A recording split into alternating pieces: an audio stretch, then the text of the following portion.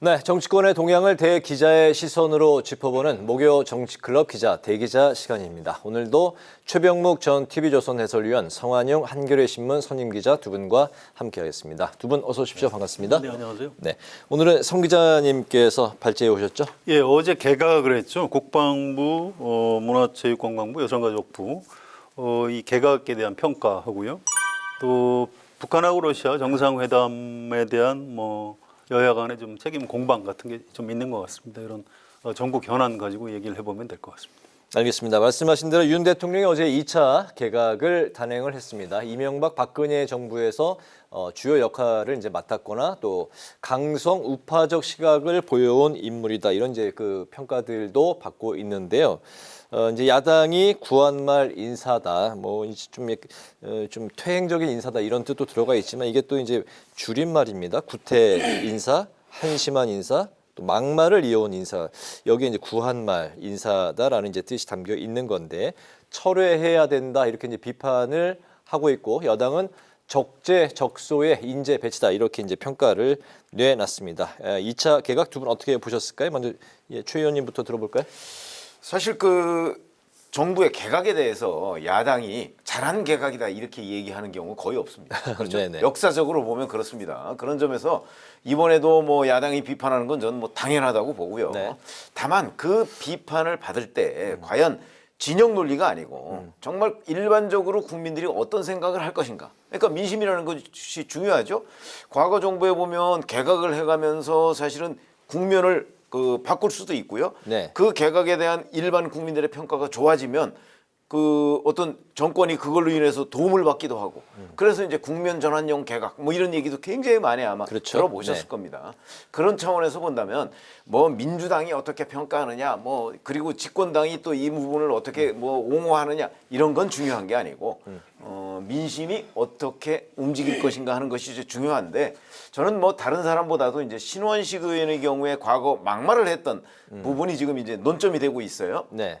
이 부분에 대한 일반 국민들의 생각은 아마 그다지 지금 현재로서는 좋게 평가하지는 않을 것으로 보여요. 네. 그러니까 12.12와 5.18에 대한 평가. 그뿐만 아니고 네. 이제 문재인 전 대통령에 대한 평가 이런 부분도 있잖아요. 네. 인용하기 곤란할 정도의 막말이죠. 네.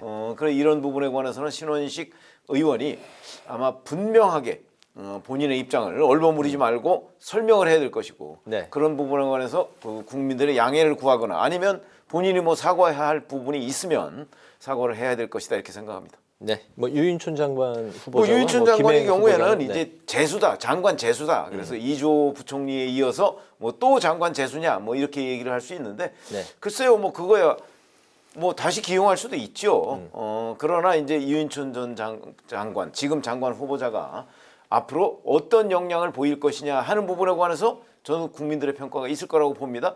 유인촌 전 장관의 경우엔 MB 정부 때 그렇게 좋지 않은 평가를 받지는 않았어요. 다만 이제 기자한테 했던 또 한 가지의 막말이 지금 이제 문제가 되고 있기는 하지만 그 업무 능력 자체에 대한 평가는 그렇게 나쁘지 않았기 때문에 네. 그런 부분이 이제 지금 벌써 10년 이상이 지났지 않습니까? 그 부분에 대해서 국민들로부터 또 어떤 평가를 받을 것이냐는 건 한번 일단 청문회부터 지켜볼 필요가 있죠. 네, 성 의원님. 예, 일단 김기현 대표가 개각 건의도 했고 또 후임 인선에도 의견을 냈다 이렇게 얘기를 했죠. 모처럼 집권 여당이 좀 역할을 한 부분이 있습니다. 그래서 그런 부분은 좀 긍정적인 것 같아요. 네. 그런데 이 개각을 보니까 윤석열 대통령이 별로 하고 싶지 않은 개각을 했다는 느낌이 아주 강합니다. 이제 사실 문화부 장관 교체설은 벌써 나온 지 여러 달 되거든요. 네, 문체부 장관. 네. 그렇습니다. 그래서 이제 뒤늦게 이번에 묶어서 좀 같이 했고요. 또 여성가족부 장관은 당연히 잼버리 대회 때문에 교체될 걸로 예상이 됐었죠. 또 이종섭 국방부 장관 같은 경우에 해병대 최상병 사건 때문에 이제 그것 때문에 한 건 아니다라고 얘기하는데 그런 것 같지는 않아요. 그건 대통령실 설명을 믿을 수는 없고요. 아무튼 그런 것 때문에 이제 교체를 하는 건데 네. 다 좋습니다. 그런데 이게 후임 인선이 보면 썩 그렇게 좀 좋은 사람들이다라는 평가는 잘 나오질 않는 것 같아요. 여당 안에서도 좀 이렇게 난감해하는 기류 같은 게 좀 있습니다. 이게 이 윤석열 대통령이 이제 대통령 된 지 1년 한 반 정도 네. 됐는데 이렇게 장관을 좀 이렇게 시킬 만한 사람, 이 사람을 시켰을 때 일반 국민이 보기에도 저 참 괜찮은 인사다 이렇게 평가받을 어떤 인력 풀 같은 걸 지금 확보를 하고 있는 건지 이런 약간 의구심이 하나 있고요. 네. 또 아까 이제 우리 최 의원님 말씀하셨지만 신원식 의원 같은 경우에는 이 굉장히 자유롭게 말을 하던 분입니다. 여기저기 집회 나가서 뭐 문재인, 노무현 이런 분들에 대해서 극언도 하고 그랬는데 그럼 계속 그렇게 좀 자유롭게 말씀을 하고 정치인으로 사시지 왜 또 국방부 장관을 하겠다고 가셨는지 잘 모르겠어요. 아무튼 이 부분은 좀 태도를 분명히 밝혀야 된다. 아까 최 의원 말씀하셨는데 저도 전적으로 동의합니다. 이거 여기서 뭐 어설프게 변명을 한다거나 네. 과거에 뭐 12.12가 그게 나라를 구하려고 나온 것이다 이렇게 얘기를 한 게 있어요. 이거는 사법적으로 판단이 끝난 건데 이제 뭐 쿠데타를 비호하는 거냐 이제 이런 논란에 휩싸일 수도 있는 거기 때문에 좀 태도를 좀 명확하게 밝히고 사과할 건 사과하고 이렇게 갔으면 좋겠습니다. 네, 방금 이제 뭐 그 최상병 사건 수사 외압 의혹을 받고 있는 이종섭 국방부 장관에 대한 이제 말씀을 하셨는데 바로 이 부분 때문에 민주당이 탄핵안 발의 여부를 최고위에서 이제 결정하기로 했습니다. 탄핵안이 만약에 추진되지 않더라도 이미 발의가 된 특검법을 통해서 이 장관 책임을 끝까지 묻겠다 이런 입장인데 앞으로 이제 그 이종석 국방부 장관 사의를 표명을 했지만 요 최상병 사건에 대한 그 앞으로 이제 일들이 좀 어떻게 전개가 될지 좀 들어볼까요? 그렇죠. 뭐 이종섭 국방부 장관에 대한 탄핵안은 사실은 뭐 그 박광원 원내대표가 이 부분에 미온적으로 대처했다고 해서 이재명 대표가 화를 냈다. 뭐 이런 기사도 있었어요. 네. 자, 뭐 그렇다 하더라도 이미 교체가 확정된 사람 아닙니까? 이렇게 되면 아마 이 탄핵안 자체가 국민들의 관심에서 멀어질 가능성이 대단히 높아요. 그러면 동력을 잃죠. 그러니까 뭐 탄핵안을 뭐 내일 결정을 한다고 하지만 추진하든 안 하든 네. 국민의 관심에서는 이미 멀어진 이슈다. 저는 이렇게 생각을 하고요. 그다음에 이제 특검법 얘기인데 사실은 이게 특검법이 진행이 된다고 해서 이 특검법은 지금 그 집권당이 반대하고 있는 거거든요. 이렇게 되면 뭐 나중에 패스트 트랙을 거쳐서 뭐 특검법을 그 실행을 한다고 하더라도 굉장히 어려운 국면으로 넘어가게 될 거예요. 그러니까 아마 뭐 특검의 구성부터 진행까지 또 이 특검이라는 게 정부 여당의 그 지원이 없으면 굉장히 어렵거든요. 그 실체적 진실을 규명하는 데에도 장애가 생길 수 있고 네. 그런 점에서 본다면 가급적이면 이렇게 일방적으로 특검법을 이 밀어붙이는 이런 스타일은 특검의 성과를 내는데도 굉장히 도움이 안 된다. 그래서 여야가 이 부분에서 좀 그 공동으로 뭐 특검을 할 수 있는 방안을 지금부터라도 네. 협의를 통해서 모색하는 것이 좋지. 만약에 민주당 일방적으로 특검법이 진행이 된다? 아마 그럴 경우에는 이 특검의 결론도 네. 우리가 장담할 수가 없다. 저는 이렇게 생각합니다. 네, 이미 이제 이종석 국방부 장관이 사의를 표명을 했기 때문에 이제 국민들 관심에서 이제 좀 멀어졌고 그리고 이제 뭐 특검의 성과를 내기도 어려운 상황일 것 같다. 예, 뭐 요약하면 그렇게 말씀하셨네. 예, 뭐 그럴 겁니다. 일단 탄핵소추 얘기부터 해보면 원래 장관을 교체를 하면 네. 전임 장관이 바로 물러나고 차관이 업무를 대행하는 경우가 있고요. 또 다음 장관 올 때까지 장관이 계속 근무를 하는 경우가 있는데 후자를 선택한 것 같습니다. 이제 국방부 장관이란 자리가 또 비워놓기는 좀 곤란한 굉장히 좀 특수한 자리죠. 정무직 공무원이긴 하지만 군을 지휘해야 되는 뭐 안보 문민통제 공백이 또 우려되니까. 그렇습니다. 예. 네. 그래서 당분간 이제 이종섭 장관이 근무를 하는데 뭐 법률적으로는 탄핵 소추가 가능은 해요. 그런데 이제 오늘 오후에 민주당 국방위원회 위원들이 모여서 좀 의견을 모았습니다. 그런데 전원 일치. 뭐 그만두기로 했는데 탄핵 소추를 할 필요는 없는 것 같다 이렇게 네. 의견을 모았고요. 당 지도부에다 건의를 한다고 합니다. 그래서 최고위원들 중에서는 아니다 탄핵 소추를 해야 된다라는 강경 의견이 사실 좀 더 많은 편입니다. 그런데 이 국방 분야의 전문성을 가진 국방위원회 의원들이 오늘 탄핵 소추하지 않는 게 좋겠다 이렇게 의견을 모았고 네. 이미 이 기자들한테 언론을 통해서 얘기를 하고 있습니다. 그래서 민주당 지도부도 뭐 크게 무리한 결정은 하지 않을 것으로 내일 결정을 그렇게 한다고 하는데 예상이 그러면은 뭐 탄핵 추진은 탄핵 없었던 소추를 걸로 하지 않는 쪽으로, 않는 쪽으로. 결정을 할 가능성이 네. 높은 것 같습니다. 네, 알겠습니다. 이제 다음 이제 이슈를 좀 넘어가 볼까요? 이제 북한과 러시아가 정상회담을 통해서 가까운 밀착 행보를 이제 보이고 있는데 이 행보에 대해서 여야가 이 원인과 책임을 두고 이제 서로 또 공방을 벌이고 있습니다. 야당은 윤 대통령의 이제 한미일 공조가 이러한 이제 북러 밀착을 불러왔다 이렇게 주장을 하고 있고, 여당은 당시 그 문재인 정권 때 온갖 그 퍼주기 때문에 북한이 도발을 준비할 수 있었다 이렇게 이제 또 비판을 하고 있습니다. 앞으로 이제 우리가 이제 한미일 공조를 포함해서 이제 북러에 대한 대응, 뭐 전반적인 앞으로 이제 그 주변국을 둘러싼 외교 전략 어떻게 펼쳐야 될지 이번에 뭐 성 의원님부터 들어볼까요? 이 문제는 사실 여야가 뭐 어느 쪽에 책임이 있다 이렇게 공방을 벌이는 것 자체가 제가 보기엔 좀 약간 한심해 보입니다. 이게 엄청난 사건이 벌어지고 있는 거예요. 네. 북한이 다른 나라하고 이렇게 뭐 동맹을 맺는다거나 이런 관계를 잘 맺지 않습니다. 굉장히 독자 노선을 걸어왔는데 네. 이제 그 배경에는 우리가 이제 과거에 소련하고 수교를 했고요, 중국하고도 수교를 했고 북한이 이제 고립돼 있었죠.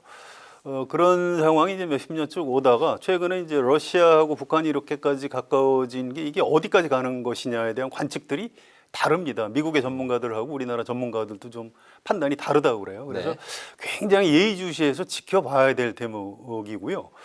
이걸 가지고 뭐 윤석열 정부에서 한미일 정상회의 하는 바람에 북한이 지금 저런다 이렇게 주장하는 야당의 그런 분석은 뭐 그렇게 볼 수도 있겠습니다만 그건 너무 짧게 보는 거예요. 그러는 건 아닙니다. 북한이 왜 저런 선택을 하는지.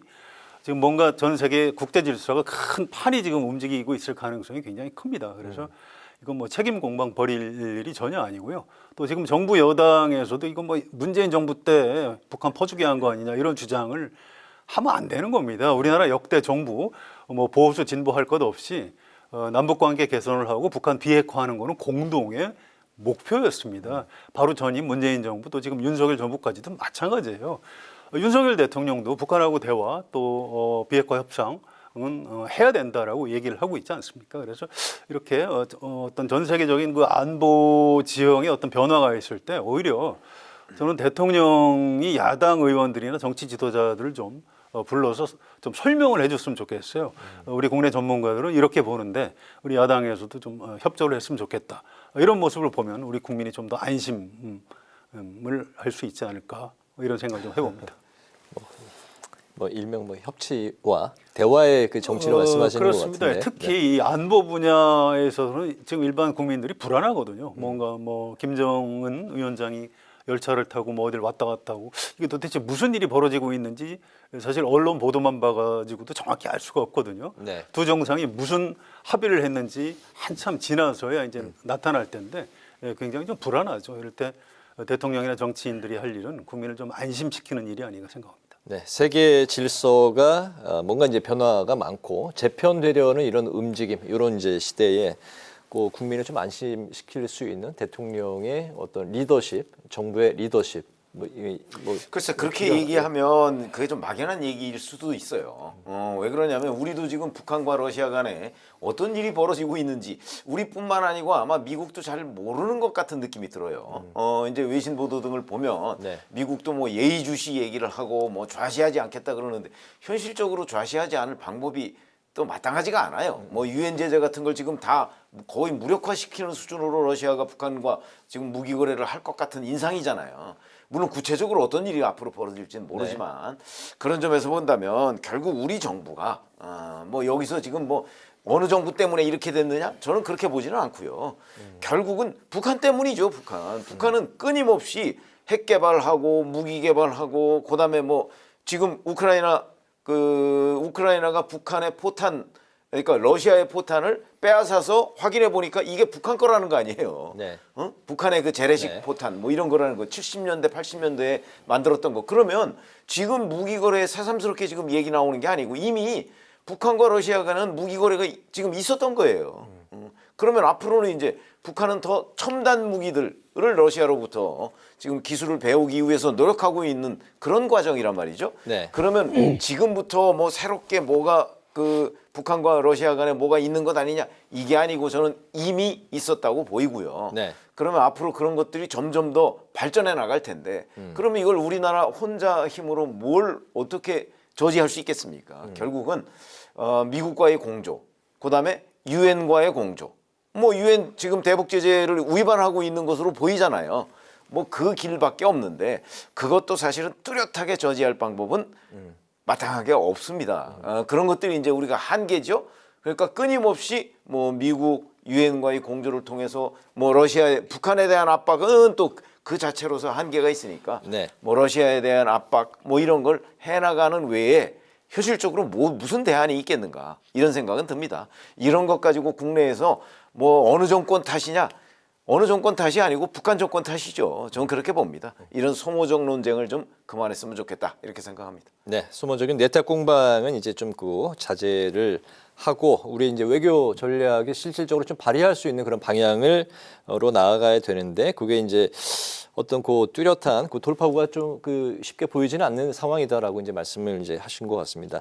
이 관련해서 성일종 의원이 러시아가 북한에 첨단 기술을 제공하면 우리 정부는 우크라이나에 살상용 무기를 지원하는 방안을 검토해야 된다. 이게 발언을 오늘 해가지고 이제 또 논란이 되고 있는데 이제 그 민주당 측에서는 대한민국의 전쟁 참전 선언을 하는 거냐 이렇게 또 비판을 했습니다.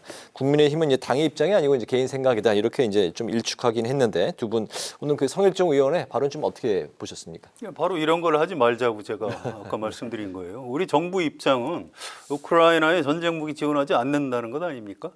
그게 제일 중요한 거죠. 이게 가정법을 동원해서 뭐 북한이 어떻게 하면 우리가 전쟁 뭐 이런 가정법을 동원해서라도 하면 안 되는 얘기예요. 이걸 집권 여당의 정책위 의장을 한 굉장히 그 중진 정치인인데 얘기해놓고 문제가 되니까 당에서는 아이고 우리 당 입장은 아니다 이렇게 또 해명을 하고 네.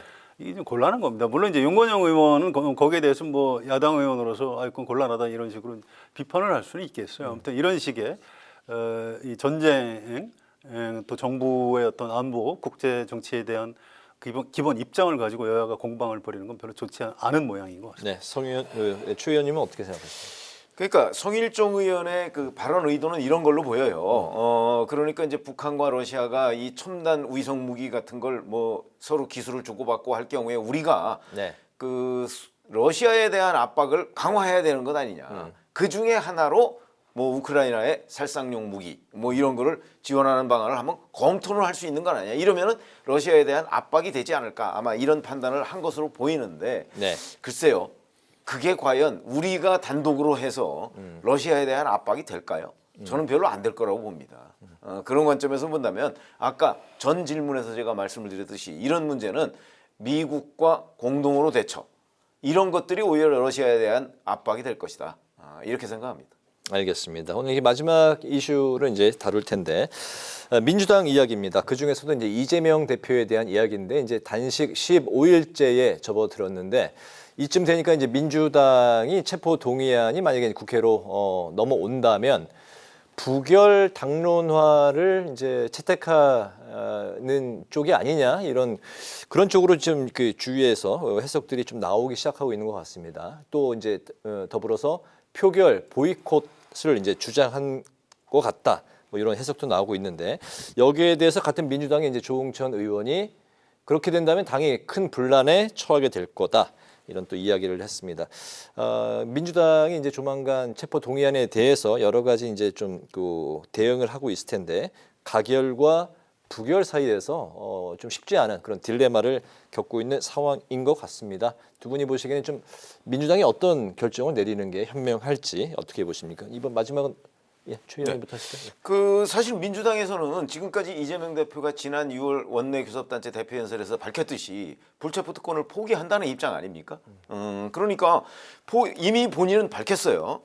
자 그러면 민주당도 당연히 저는 이재명 대표의 뜻을 따라야 된다고 봅니다. 네. 만약에 따르지 않으면 그러면 이제 일반 국민들은 어떻게 생각할까요?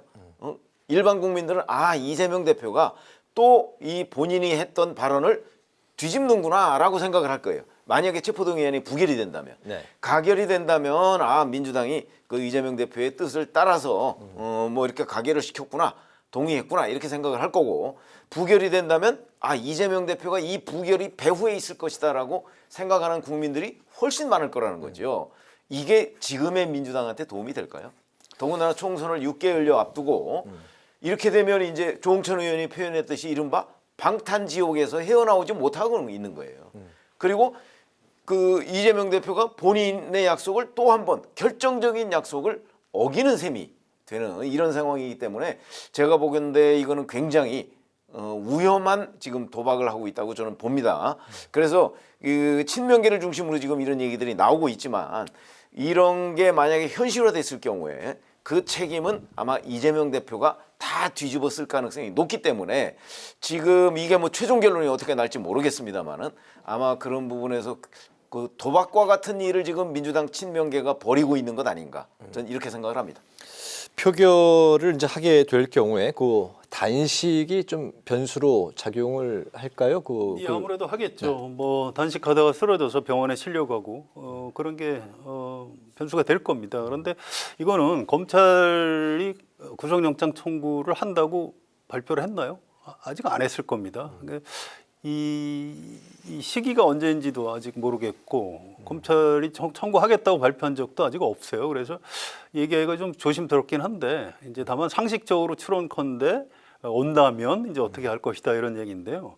저는 무슨 뭐 표결 보이콧 이런 얘기하는 사람들은 그건 그냥 이재명 대표를 지지하는 당원들한테 좀 이렇게 잘 보이려고 나는 이재명 대표 편이다 이제 이 얘기를 하기 위해서 하는 얘기라고 생각합니다. 이거는 이른바 뇌피셜이에요. 이거 현실적으로 나타날 가능성이 별로 없다고 봅니다. 민주당이 네. 문 닫을 생각이 아니라면 그렇게 할 수가 없는 겁니다. 네. 이 이재명 대표가 민주당의 대선 주자였어요. 작년 대통령 선거 때 거의 대통령 될 뻔한 사람이고요. 지금 또 제1야당 대표입니다. 이 사람이 국민들한테 한 약속을 뭐 없었던 걸로 한다? 이건 있을 수 없는 거고요. 네. 이 건강 문제가 변수가 될 수 있겠습니다만 그렇지 않다면 검찰의 영장 청구에서 체포동의안이 넘어오면 아마 본회의 할 때 그 신상 발언을 하게 돼 있거든요. 거기서 내가 그 법원에 가서 판단을 구해 볼 테니까 좀 전원 가결을 좀 찬성표를 던져서 가결을 시켜달라 아마 이렇게 요청을 할 것으로 예상이 되고요. 네. 민주당 의원들의 대다수가 이재명 대표의 그런 뜻을 받들어서 찬성 표결을 할 것으로 가결이 될 것으로. 그렇습니다. 그렇게 네. 보는 게 상식적이고 정상적인 겁니다. 알겠습니다. 마무리로 두 분의 오늘의 한 줄 논평 들어보겠습니다. 최 의원님부터 들어볼까요? 그렇죠. 조금 전에 제가 말씀을 드렸듯이 이제 친명계를 중심으로 해서 체포동의안 부결시켜야 한다 이런 움직임들이 있잖아요. 네. 저는 이 문제가 굉장히 위험하다고 보는 거는 아까 설명을 드렸습니다. 그랬을 경우 결론이 그렇게 날 경우 일반 국민들 중에 상당수가 이 배후가 결국 이재명 대표구나. 이재명 대표가 약속을 뒤집는구나. 이렇게 생각을 할 가능성이 있기 때문에 이 자체를 위험하다고 보는 거죠. 네. 그래서 제가 한 줄 논평은 민주당의 이재명 뜻 뒤집기 모험 이렇게 하겠습니다. 알겠습니다. 성 의원님. 예, 저는 개각 관련해서 논평을 해볼게요. 이게 어느 정권이든 인물난을 겪습니다. 장관시킬 사람이 참 없다고 그래요. 과거에 노무현 대통령은 인사수석을 둬서 전국에 장관할 만한 사람들을 찾아 나섰고요. 박근혜 대통령은 수첩에다 적었습니다. 이렇게 저 사람 참 일을 잘하는 것 같은데 이렇게 수첩에다 적어놨다가 나중에 좀 검증을 해보라고 해서 나중에 그 의외의 네. 인물을 이제 장관에 기용하기도 하고 했는데 지금 윤석열 대통령이 사실 평생 검사만 했기 때문에 이 고위공직에 쓸만한 사람들을 많이 직접 알지는 못합니다. 그러면 지난 1년 반 동안 여러 가지 인재 스카웃을 위해서 노력을 했어야 되는데 이번 개각을 보니까 뭐 별로 그런 것 같지가 않아요. 그래서 앞으로도 잘못하면 개각할 때마다 네. 뭐 새 인물이 없지 않느냐, 또 뭐 MB2, MB3 정권 아니냐 이런 비판을 받을 가능성이 있어 보입니다. 그래서 오늘은 그 박근혜 전 대통령한테 좀 한 수 배우시라 이런 뜻에서 네. 수첩공주에게 배워야 한다라고 말씀드리겠습니다. 알겠습니다. 오늘 두 분의 한 줄 논평까지 다 들어봤는데요. 목요 정치클럽 기자 대기자, 지금까지 최병묵 전 TV조선 해설위원, 성한용 한겨레신문 선임 기자와 함께 윤석열 정부의 2차 개각 후폭풍 그리고 북러 회담에 대한 정치권의 책임 공방까지 오늘의 전국 현안을 살펴봤습니다. 두 분 오늘 말씀 잘 들었습니다. 고맙습니다.